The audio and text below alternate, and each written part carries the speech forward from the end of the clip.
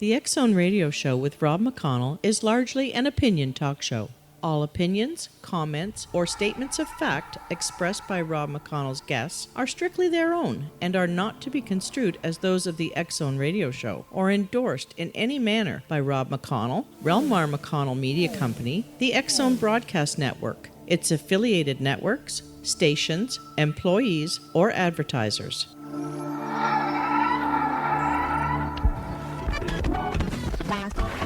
All Hit Radio.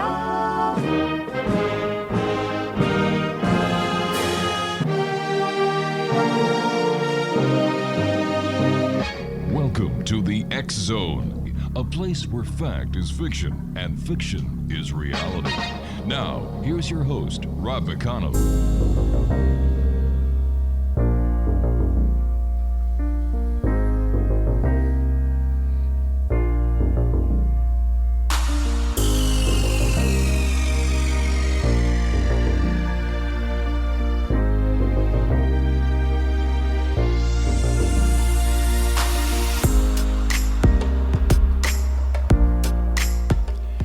And welcome to another edition of the X Zone. I am Rob McConnell, and for the next 4 hours, I am your host. I am your guide as together we cross the time-space continuum to this place that I call the X Zone.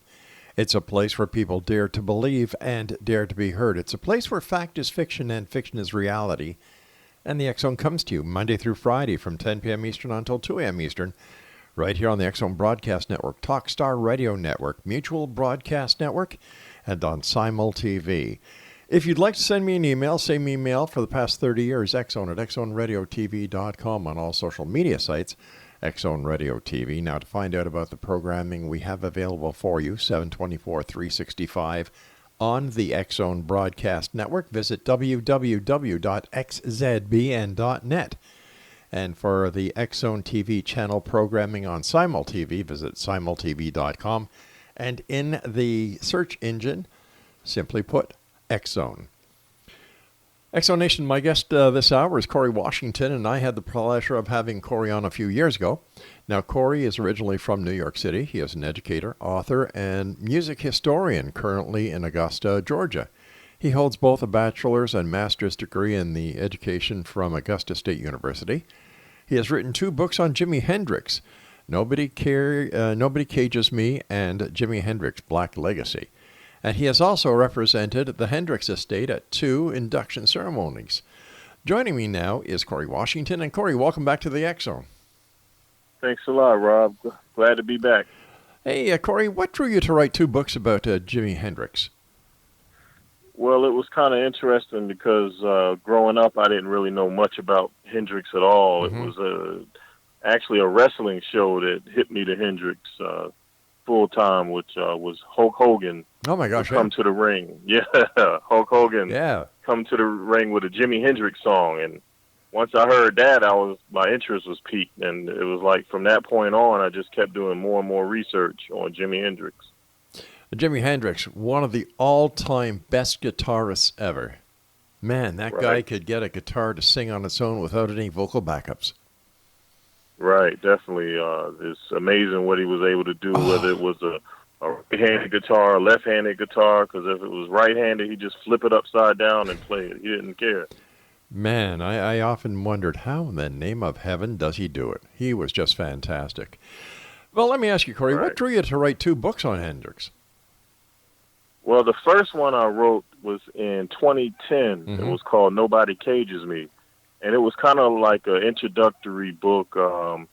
It was mainly based on a research paper I did when I was in college, because I was always interested in how was it that this guy who was an African-American was so great at what he did. Why wasn't he more well-known in the African-American community? So I wanted to know the ins and outs of that. And so based on my research, mm-hmm. I was propelled to write a book on that, Nobody Cages Me, which was taken from one of his quotes where he felt that he couldn't be boxed into any kind of genre or category.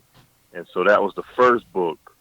And that book actually opened up so many doors for me to meet so many people that knew him. And I just compiled all of this research that I wanted to do an even more comprehensive book, which was Jimi Hendrix, Black Legacy. where I've interviewed quite a number of people and just dug deeper into his legacy in the black community and put forth this notion that Jimi Hendrix, you may not think that he was big in the black community, but his influence was so pervasive that it touched the black community in many aspects. What separates Jimmy from all other guitarists? I would say one of the things that separates him, other than his natural God-given ability, was the fact that he was able to branch out into so many genres. I think that he was a musician that was courageous and adventurous, and it was almost like his tentacles just reached into so many different places where these other guitarists, they might reach a few places, but Jimmy was all over the place. Jimmy passed away, I believe it was September 18, 1970, and yet Right. Here we are still talking about him 50 years after his death. Why? It's probably one of the reasons I would think is not only is he a great guitarist, like you said, but in the 70s, early 80s, the interest started to wane a little bit for some people. And it was, I believe, Alan Douglas was over his music in the 70s and so forth, and had some controversial albums that he put out where he used different musicians and so forth. But it was a resurgence in the late 90s when his estate was turned over to his father and stepsister, Jimi Hendrix. And it was like this whole wave of publicity and new releases. It just started to take the world by storm. So Right. all of these people like me that didn't get to experience Jimmy in the 60s and 70s, did experience him anew. And so it's just like it's been recycled. So now it's like, it's from that point on, it's continuing. And they just had a couple of new releases out recently with the Groovy Songs for Groovy Children with the band of Gypsies. Well, I'll tell you something. Great songs never die. Right. And certainly Jimi Hendrix has a great number of them. But in your opinion, Corey, why hasn't Jimi Hendrix not been fully accepted in the black community? I would say some of it was marketing. He wasn't really marketed to the black community when he was alive. Things like Soul Train hadn't really been fully formulated. He didn't have like the R&B acts backing him up when he became famous. Right. A lot of people might have felt like his music wasn't dance floor worthy in the black community. They could have been, a lot of black people in the community could have been conservative, and they could have been freaked out by his psychedelic appearance, or, oh man, it's the drug thing. It was all sorts of reasons that I found out that he may not have been accepted. But, once you start digging away, you'll find that a lot of black people in the black community really did dig Jimi Hendrix. And it just kind of the layers need to be pushed back a little bit. When it comes to music as well as everything else in life, in my humble opinion, Corey, whether you're black American, whether you're white American, whether you're green Canadian or whatever, you're still a human. And I think that people like Jimi Hendrix and, Smokey Robinson and the other greats, including Michael Jackson, tried to break that barrier with their music and show people that no matter who you are, we're all together. Right, definitely. And it's interesting you bring up Michael Jackson, who definitely smashed barriers. Another person I bring out in my book is Prince. Another great artist. Right. He started off maybe in the disco funk type realm, and then he branched off into some rock, and he had, just like Jimi Hendrix, he had so many genres, but he was finally able to break through in the 80s with Michael Jackson with the Purple Rain soundtrack. And, I feel like if Jimmy would have lived longer, he could have had something similar to a Thriller or Purple Rain, or maybe collaborated with some of these artists and branched out somewhat. I believe, Corey, that we all are put here for a reason, and that when our objective has been completed, we're given time to either stick around or hop back on the soul train, so to speak, and come around for the next tour of duty at what we're supposed to do. So I after listening to Jimi Hendrix over the years and admiring his musical talent and the way he played guitar, man, I'll tell you something. He has touched more hearts and inspired more guitarists than I think we'll ever know. So, Corey, please stand by. You and I have to take our first break. And Exonation, if you'd like to find out more about my guest this hour, Corey Washington, visit his site at www.jimibl.com. This is the X Zone, a place where people dare to believe and dare to be heard. It's a place where fact is fiction and fiction is reality. We're coming to you from our broadcast center and studios in Niagara, Ontario, Canada. Here's something that we just did today. Starting this weekend, you'll be able to pick up your iPhone or your home Nest for Amazon Alexa and say, "Hey Alexa, play the X Zone radio show." There you go. Another feather thanks to the people here at Relmar. Corey Washington and I return on the other side of this break. Whatever you do, don't go away.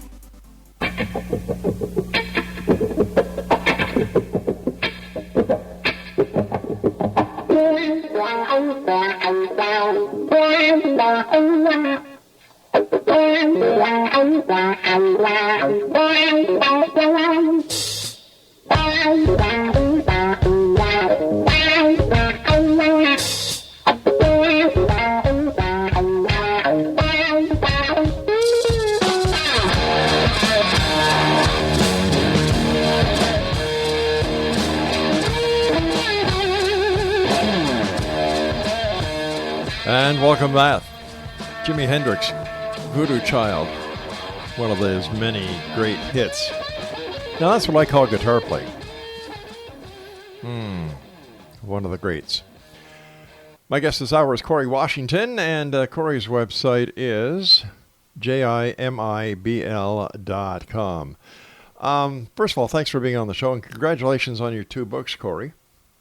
Oh, thanks a lot. Definitely, thanks.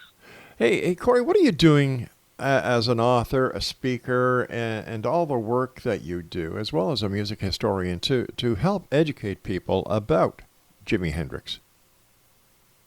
Well, as far as the presence on social media, as you can probably imagine, there's so many discussions that pop up where a lot of misinformation is always spread. And at any point in time that I could enlighten people based on my research from the facts, I do that, as well as just going to a lot of young kids are interested in Jimi Hendrix. As a teacher, as a school teacher, I'm able to enlighten and educate them as well. You mentioned how Jimi Hendrix, his music never dies out. You know, I've just recently, as a couple days ago, there were kids in a classroom just talking about Jimi Hendrix. Wow. His name pops up quite often. Jimi Hendrix's death was rather, controversial, Corey. Was he murdered? Personally, I think that he was murdered. I think what probably got me was knowing that how much wine they said was on the premises of his death. And when they told me what his blood alcohol content level was, it sounded kind of fishy because it didn't match up with how much wine they said that he regurgitated and forth, choking on his own vomit. And that's just the forensics of it. But if you just cut through the forensics and just look at the circumstances surrounding all the shady and fishy people that all of a sudden started dropping dead after Jimmy died, his manager, who was a prime suspect, Mike Jeffrey, dying in a mysterious plane crash. They never really found the body. Monica Danneman, many years later, the last person to see him alive, she supposedly committed suicide, another fishy situation. Devin Wilson, one of his main girlfriends, supposedly fell off a roof or somewhere in New York at a hotel, and some say she was pushed. There's just all of these weird, everything that you can think of with the JFK situation, you can think of with the Jimi Hendrix murder. I was just thinking that as you said it. There is a lot of similarities. So why do you think that Jimi Hendrix would have been murdered? Like he wasn't one of the guys that was involved with the mob. He didn't have a lot of enemies that we knew of. So in your opinion, why do you think if he was murdered, he was murdered? Well, you have a couple of trains of thought here. I guess I can first start with the manager, Mike Jeffrey. Okay. You mentioned he didn't have any mob ties, but his manager actually did. I think it was Club Salvation in New York. It was a mob club. Jimmy had to play that club a few times and came in the counter with mob types. Jimmy was actually kidnapped and supposedly mysteriously rescued by his manager and his cronies. Shady things like that. You're in Canada, the Toronto incident where all of a sudden these drugs are planted on him. Yeah. All of these things were done to control him, so that was one thing. But his manager actually had a policy on him, and Jimmy was about to sever ties with his manager, Mike Jeffrey, and his manager was stealing a lot of his money and putting it in offshore accounts. And so when the hands changed from one manager to the other, they were going to have to open up the books, and they would probably discover so many different shenanigans going on financially that this guy, Mike Jeffrey, would have definitely been in trouble. And so what's the quick way to get out of that is dispense of Jimi Hendrix, That's one train of thought. Okay. But then you can go into the other train of thought, which goes into the U.S. government, the CIA, and all of these other people, wanting to silence Jimi Hendrix with the COINTELPRO. There was the rise of the Black Messiah. Jimi Hendrix was bringing a lot of people together, white people, black people, all persuasion. The Star Spangled Banner that he did, a lot of people within the government didn't like that.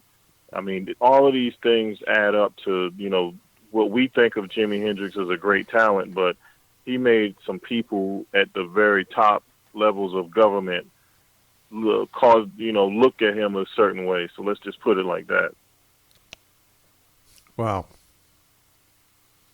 Tell us about the push to induct Jimi Hendrix and the Band of Gypsies into the Rock and Roll Hall of Fame. Well, this first started, Jimi Hendrix was set to be inducted as a solo artist in the R&B Hall of Fame in Detroit. I think this happened in 2016. And I contacted the director, which was Lamont Robinson, and wanted to be a part of this. And so I was able to speak with the estate, Jimi Hendrix, and they were supposed to be there to pick up the award or accept on his behalf, but due to a scheduling conflict, I was able to fill in for them. And one of the things that I was trying to push for was for not just Jimmy to be inducted into the R&B Hall of Fame, but also the Band of Gypsies, because that group was just such a great group and had such an impact on music. And so what happened was they didn't get inducted that year in 2016. But 3 years later, the Band of Gypsies did get inducted into the R&B Hall of Fame in 2019 in Detroit. And that was a great experience. And so the push is for, since Jimmy is already inducted as a solo artist in the Rock and Roll Hall of Fame, for the Rock and Roll Hall of Fame to recognize Jimi Hendrix, Buddy Miles, and Billy Cox as the Band of Gypsies in the Rock and Roll Hall of Fame. Because Buddy Miles is not in and Billy Cox is not in, because if they would have waited a couple years later, he could have been inducted with the Jimi Hendrix Experience. As a historian, music historian, what are the major changes that you are noticing in the music industry these days, Corey? I would say the biggest, well, not the biggest, but one of the things that jump out at me is probably the streaming aspect. If you listen closely, you're starting to see a lot of these newer artists. You're starting to hear them talk about they've broken the Beatles record or Elvis record or this other legend's record. And when you investigate it, they didn't really sell the same amount of records, physical records that they sold. They're getting credit for streams. Oh. And if you think about it, you know, there's just so much shady stuff that goes on with these streams that it's really hard to keep a hold of, like, are they actually, you know, reaching that many people? It's very hard. The analytics can be manipulated in many, many ways. Right, because if anybody that uses any of the streaming, like Spotify or whatever, you know, you could be listening to one of your favorite artists, and all of a sudden they push another artist in there on you that you don't want to listen to at all. Yeah.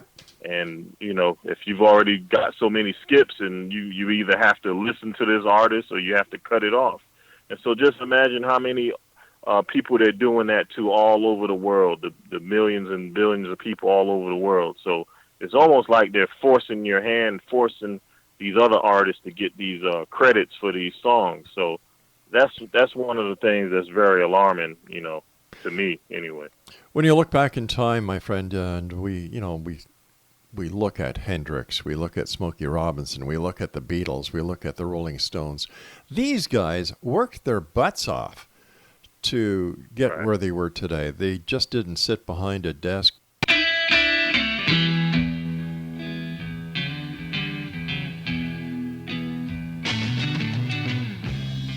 Hey, Joe, where you going with that gun in your hand?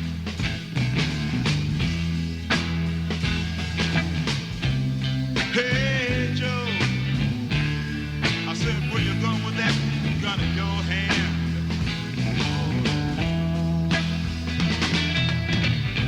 I'm going out to shoot my old lady. You know, I caught her messing around with another man. Oh, that's what I call music. Many memories listening to Hendrix in Montreal at the different pubs that I used to frequent. Let's just leave it at that. Our guest is our Corey Washington. His website is jimibl.com. That's jimibl.com. First of all, Corey, great having you back with us. Congratulations on all that you do. But you're an author. You're an educator, you're a music historian, and you're also an independent publisher. And I have to ask you, Corey, in today's world of digital publishing and the depletion of the brick and mortar stores, what's it like to be an independent publisher? I would say the hardest part about being an independent publisher would be the marketing aspect, because, I mean, that can become quite pricey. Yeah. And if it's not quite pricey, it can become quite time-consuming for you to do it all on your own. And that's probably has been the hardest part, because there's just so many people out there to reach, you know, your target audience. And, you know, once you start to do your social media thing, and once you've used up that scope, how do you go beyond that? You probably have to spend some dollars to reach people that's not in your immediate circle. And contrary to public belief, publishers do not make a lot of money on their product. Right, because you have to factor in Yeah. the books as far as royalties. If you're getting a royalty for your book, you're going to be getting paid less money as far as, per book. But if you publish or go out and get a bunch, put it up, you can get a better margin on it that way. But once again, it's more of a cost factor. You're becoming more of an entrepreneur because you're taking that risk and getting these books printed up. So people have to realize that. That's right. And, people say, well, I've got my book on Amazon. And I say, yeah, so? Well, I'm going to make a lot of money. Oh, why do you think that? Well, because it's on Amazon. And who are you telling about your book being on Amazon? Well, I don't have to because it's on Amazon. It's like, no, people really have to bust their butts. And my hat goes off to you from one publisher to another for the pain and the sorrow that I'm sure you've gone through trying to get your product out there, because an independent publisher believes in their product. 9 times out of 10, an independent publisher is an independent author. So you've got to wear 2 hats. And let me ask you, where can our listeners get your latest copy, Jimi Hendrix, Black Legacy, A Dream Deferred? They can either go to my website, as you mentioned, JIMIBL.com, or they can go on Amazon, which is Amazon in the United States as well as Canada. They can get them from both places. You can get it actually anywhere in the world on Amazon. It's all over, as well as Barnes & Noble. If you have a local Barnes & Noble, you can go in there and request them to send it to the Barnes & Noble in your local area. They'll send it there. I've even seen it on Walmart. You can go on Walmart's website and request to forward it to be at Walmart. So it's really all over these platforms that are probably some places I probably might not even know of. Is probably on there. Corey, 30 years ago when I published the first edition of the X-Chronicles newspaper, and it was distributed, and my wife and I were grocery shopping in St. Catharines at the time, and I just, we went up the aisle to where the newspapers were and the magazines, because that's where I usually bought the magazines that I would read. And lo and behold, Corey, there was our publication, the X-Chronicles, Volume 1, Number 1. I was thrilled. I had to yell at my wife, who was down the aisle, to come and see this, and she comes thinking that something was wrong with me, and I said, look, our newspaper. And all the that's a thrilling feeling, And she said, well, that's good. And I put it in the shopping cart. She said, what are you taking in the shopping cart for? We've got about 2,000 of them at home. I said, yes, but I can buy this one. She just didn't get it. I have a similar situation in Augusta. I'm from Augusta, Georgia. James Brown and the Masters golf tournament. Yep. And we have a Barnes & Noble over here at the Augusta Mall. Mm-hmm. And it's still a surreal feeling just to walk in there. A place that I've walked in so many other times before and seen every other author's book and so forth, to just go in the music section and see Jimi Hendrix Black Legacy sitting on the shelf in paperback and hard, copy. And, you can tell all your friends, you go to the mall and you can go to Barnes & Noble and get my book, but it's just a surreal feeling to just look in there, and you almost, like you say, want to buy it yourself just to take it out of there. Exactly. And in fact, somewhere in my files, I have that original receipt from the shopping, from the grocery store where we bought the newspaper. But you must admit, Corey, that coming up with the concept for a book, doing the research, writing the book, surpassing the writer's block that we all get, doing the editing, cross-referencing it again, once again, proofreading it, getting the artwork done, getting the ISBN number or ISSN number, getting it out there where you are able to see it on the bookshelf. Man, I don't think people will ever understand who haven't done that. What a feeling of accomplishment it is. Right. The hours, like you said, that you going over it with a fine. See, it's one thing to be a semi, self-published author where you go to like Ex Libris or any of these other companies and they do most of the stuff and your name is just on there. But for this last book, I truly was an independent publisher because I did everything from the editing, from the design of the cover to, like you said, the ISBN, everything I had to do pretty much except for maybe formatting the inside. I outsourced that, let somebody else do that. Right. But, this is such a tedious process to get it right and to get something, not just because you've probably seen it yourself, people do their own thing and then they put a book out there that looks like it's put out by them. I didn't want to do that. Even though I did everything, I wanted people to think that this was done by a company, not me, myself. It was done by a hardworking, independent author by the name of Corey Washington. Definitely appreciate that. Oh, sir, you earned it. What other projects are you working now on, Corey? Right now, I'm gearing up for March 25th, 2020, which is an important date for the Band of Gypsies. That's the 50th anniversary of when their landmark live album came out, the 4 concerts at the Fillmore East. I'm trying to gear up a push for our Facebook page. We have Induct the Band of Gypsies into the Rock and Roll Hall of Fame. I'm trying to put together a special video for that occasion. So if your listeners can go make sure they check out our Facebook page, Induct the Band of Gypsies into the Rock and Roll Hall of Fame. We got a lot of interesting content on there. Well, listen, Corey, I'd like to make an offer to you, my friend. If you can get me that video, I will play it on the X-Zone TV channel. I can do that. And I'll tell you why. Just in Los Angeles alone, we have the ability of going into more than 5.8 million homes. That's just in LA. And we're around the world. So if you could get me a copy of that file in an MP4 format, I would be honored to help you push that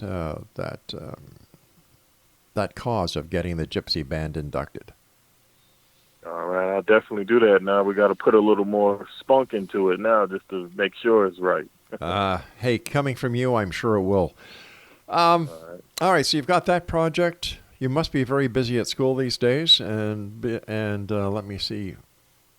What other history are you checking into as a music historian?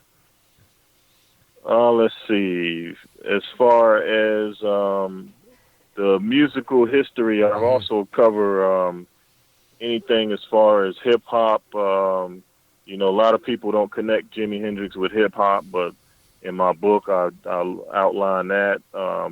The jazz aspect with Miles Davis and how Jimmy was at the early forefront of the jazz fusion movement. Of course, R&B, people are starting to know more and more about his early R&B background days. So I try to incorporate all of these different genres and look at it from a historical standpoint, and the lines all draw back to Jimi Hendrix. So that I think that's what makes my book very unique as far as any other Jimi Hendrix book out there on the market, is I give close detail to not just, just one point here.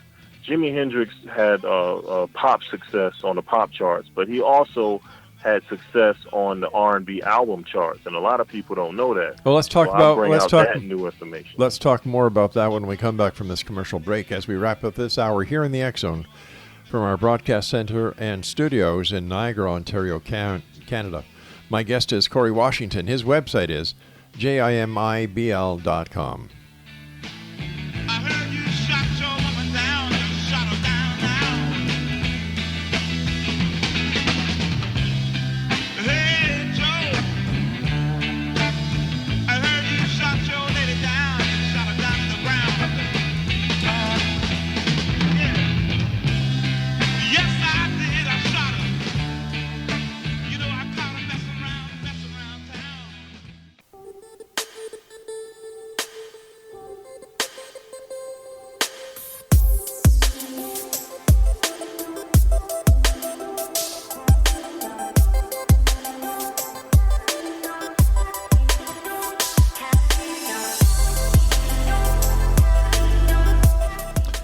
Welcome back. Corey Washington is my special guest this hour. Exo Nation, www.jimibl.com.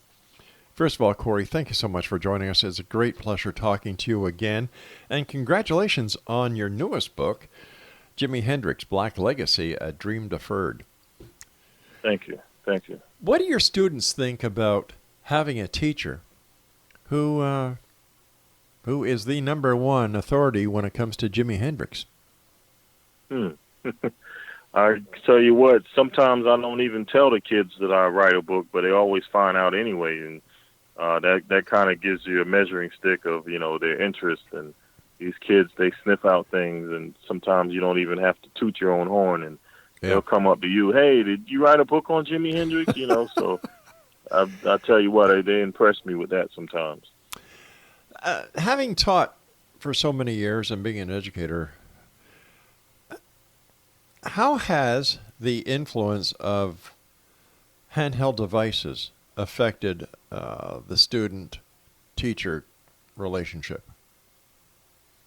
I think that maybe when it first started, maybe there was some promise that this could be a way for students to become engaged. But I think as time has gone on and so much junk has been put on the phones, it's become more of a distraction.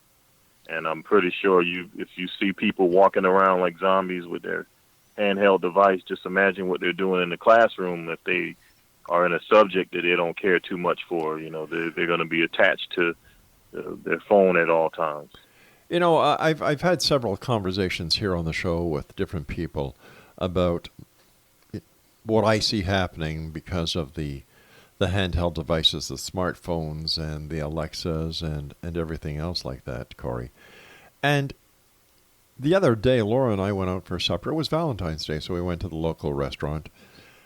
And I was amazed to still see people, using their iPhones, using their smartphones, instead of communicating with the people that are sitting there at the table. What happens, right, Corey, if there is a power failure or an EMF, electromagnetic problem that just kind of kills the electrical grid, the wireless grid, the cell towers? How are these kids and these people going to be able to exist without their little handheld devices? I guess unless somebody's gone through that, they probably would be asking themselves the same question because, if it's just like a person that probably smokes a cigarette or does drugs, they get withdrawal symptoms. Mm-hmm. They probably start looking around and trying to have something electronic in their hand. But one time it was the TV, maybe video games. But as I see it now, the handheld devices have taken precedence over all of those things. Yeah, it's scary because up here in Canada, they've even stopped teaching children how to write. Come on. Man. Well, kids say, well, all I have to do is speak into my iPhone, and it's called talk to text, old man. Yeah, I know that. But I also know that if the power goes out, I'll be able to write a letter. Yeah. I think spell checks kind of pampered us. I used to be a pretty good speller, but with that spell check, I see myself missing words that I would never miss in the past. So when we look at the state of the educational field, when it comes to the fact that kids are using or they're being allowed to use their smartphones and their other handheld devices, in your opinion, is it working? Are the kids getting smarter, or are they losing some of the essential communication skills? For the vast majority of them, they're losing skills. Yes, for maybe a few of them that were probably going to be smart anyway, they could use their phones. Like as adults, when we don't know something, sometimes we look it up. We look on our phones. We look it up on a computer, use Google, but it just doesn't stop there. You also have to have a critical mind to make sure that you're looking at something that's of some validity and not just taking the first thing that you see on the internet.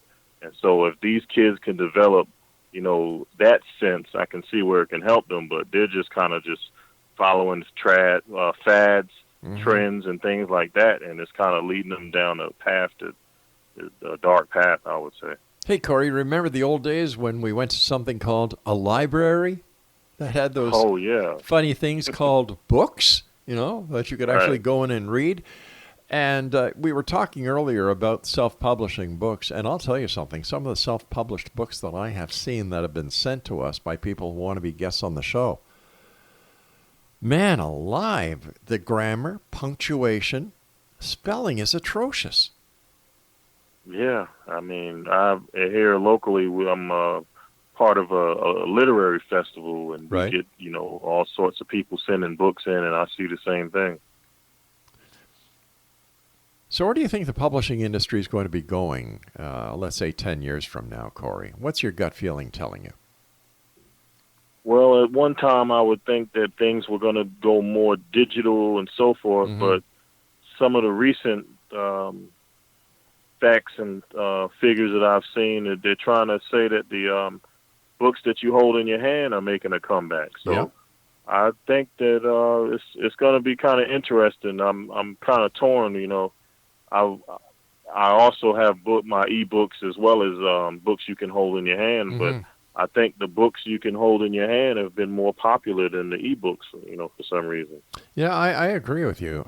In fact, I guess it was, let me see, I guess it was around 2003, we stopped printing the X Chronicles just to go with the digital versions.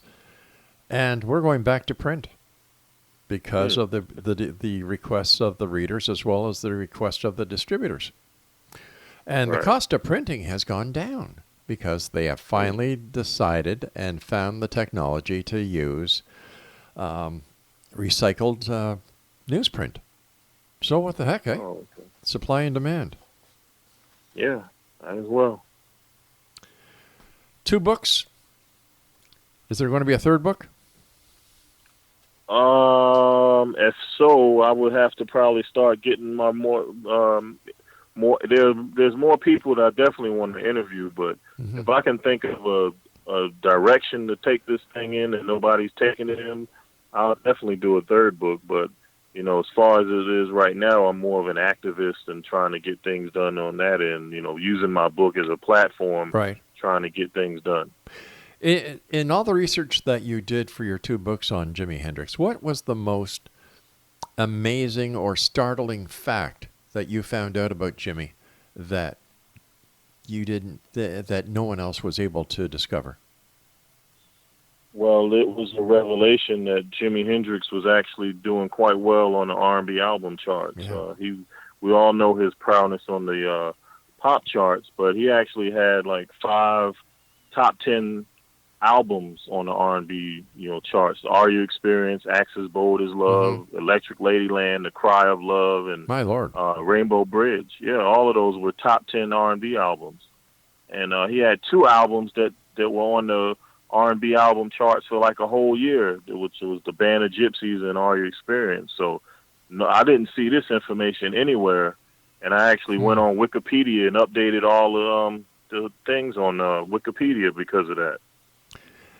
What words of inspiration do you have for any young person listening to us tonight who is contemplating a career in music? What advice do you have for them?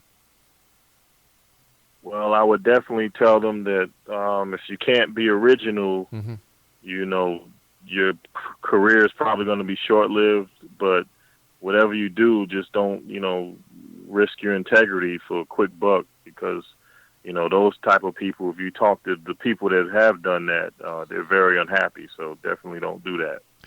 And as an independent publisher and author, what advice would you have for someone who's aspiring to be an author?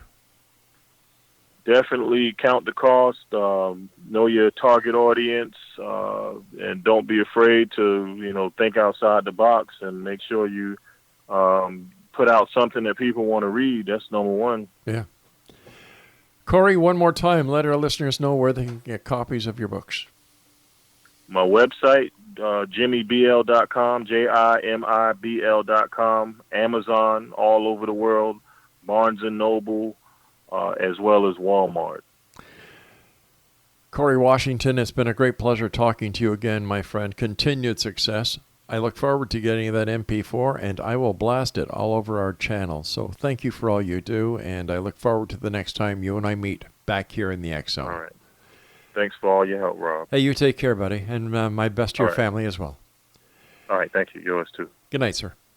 X Zone Nation, my guest has been Corey Washington this hour. Once again, Corey's website is jimibl.com. Well, that's it for this hour. I'll be back on the other side of this commercial break with the news as we continue here in the X Zone from our broadcast center and studios in Niagara, Ontario, Canada. If you'd like to send me an email, xzone at xzoneradiotv.com, on all social media sites, X Zone Radio TV. For all the programming information on the X Zone Broadcast Network and the shows that we have there, the times that were played, visit www.xzbn.net. And for the X Zone TV channel on Simul TV, www.simultv.com, and in the search engine, type in X Zone.